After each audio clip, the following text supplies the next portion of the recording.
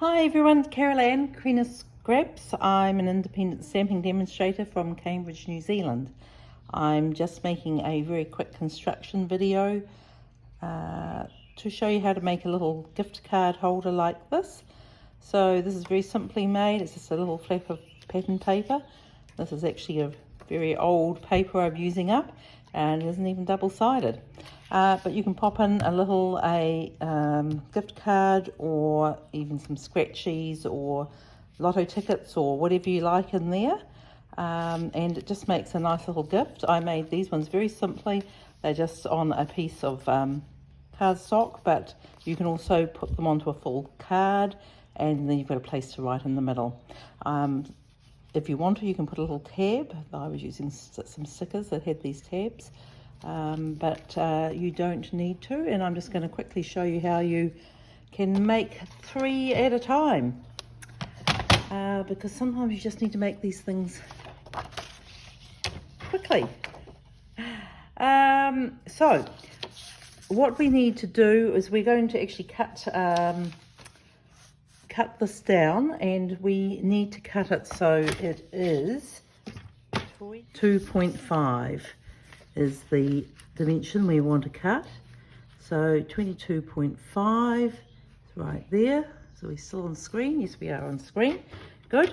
So we'll cut that off,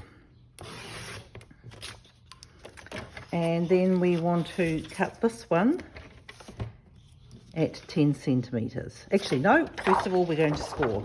So to make this very simple,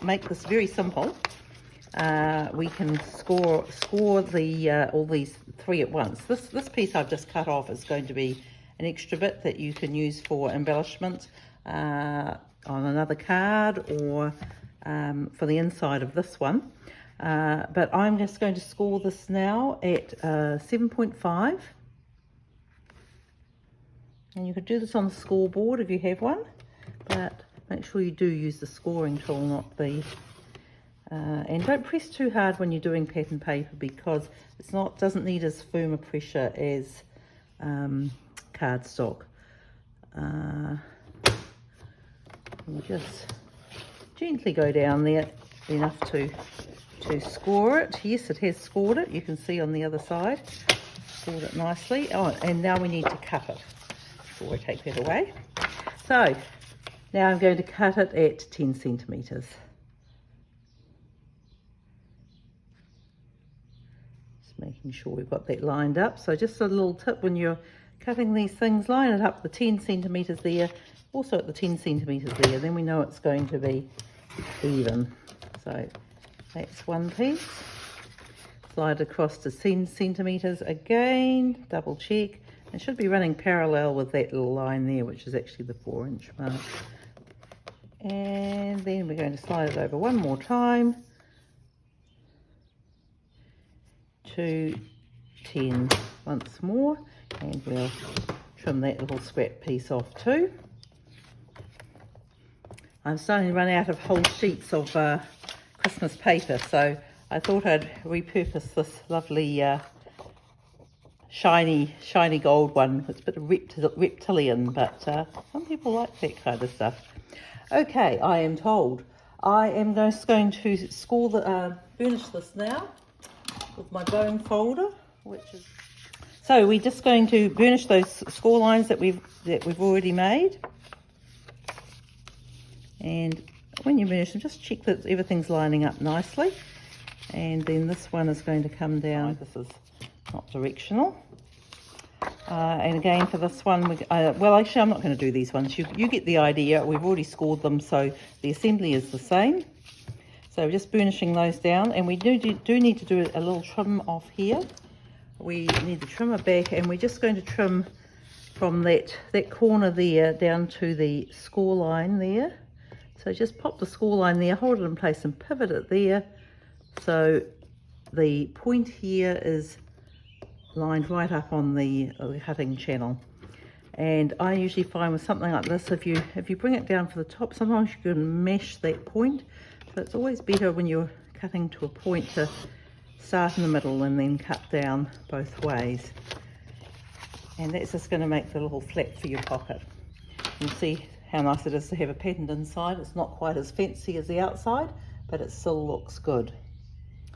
Right, so now we need some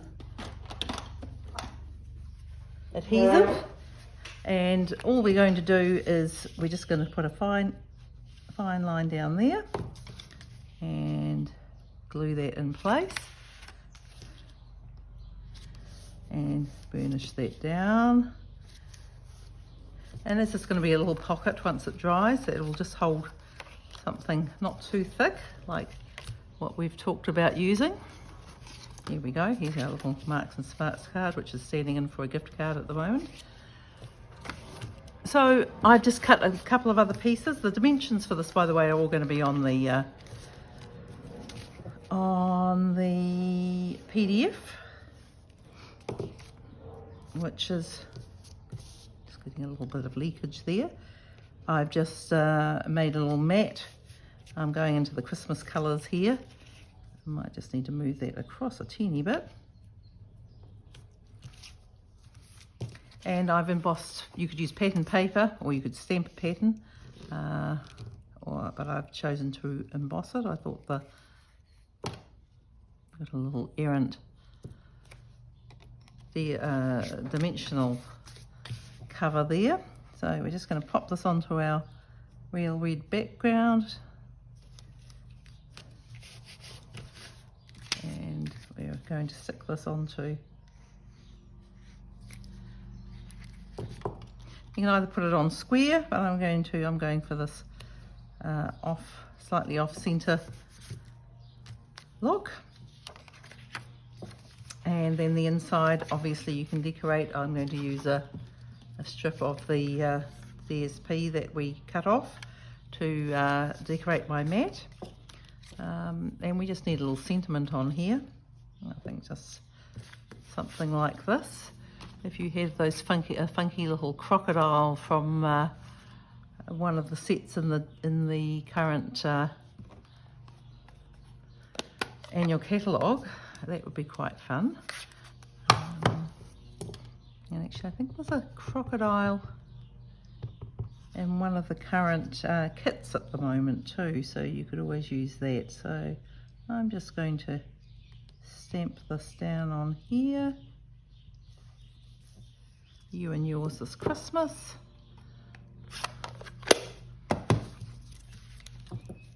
Now if you want to, you could have this overlapping that edge, and that makes it a little bit more obvious and gives you a little bit of a handle to lift it up with, and I think that is what I will do. Okay, so I'm just going to maybe cut it off a little bit more of an angle than that.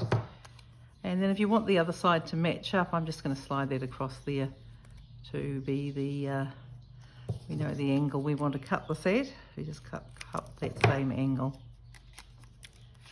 To you and yours this Christmas. And I'm just going to stick that on with a dimensional or two. And we're getting to the end of our dimensionals here. Been doing quite a lot of card making lately, which is great. I love it.